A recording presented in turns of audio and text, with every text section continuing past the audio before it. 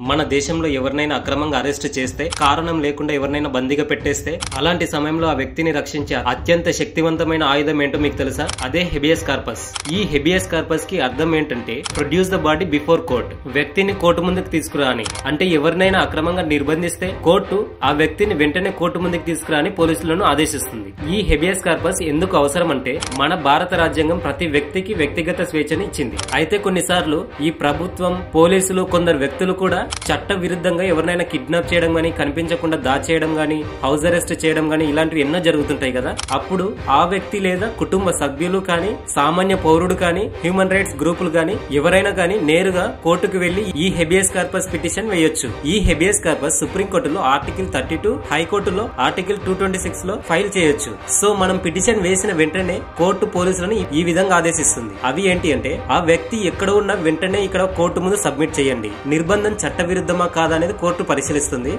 చట్ట విరుద్ధంగా ఉంచినట్లని తేలితే అతనిని వెంటనే విడుదల చేయమని ఆదేశిస్తుంది. ఈ హెబియస్ కార్పస్ మన భారత ప్రజాస్వామ్యంలో వ్యక్తిగత స్వేచ్ఛను రక్షించే అతి శక్తివంతమైన ఆయుధం. ఇది లేకపోతే పోలీసులు, ప్రభుత్వం ఇష్టానుసారంగా సామాన్య ప్రజలను ఇబ్బంది పెడతారు. సో చట్ట విరుద్ధంగా నిర్బంధం జరిగినప్పుడు వ్యక్తిగత స్వేచ్ఛను కాపాడే బలమైన కవచం ఈ హెబియస్ కార్పస్. సో ఈ హెబియస్ కార్పస్ గురించి ఖచ్చితంగా అందరూ తెలుసుకోవాలి. ఈ విషయం గురించి మీ ఫ్రెండ్స్ అండ్ ఫ్యామిలీతో షేర్ చేసుకోండి.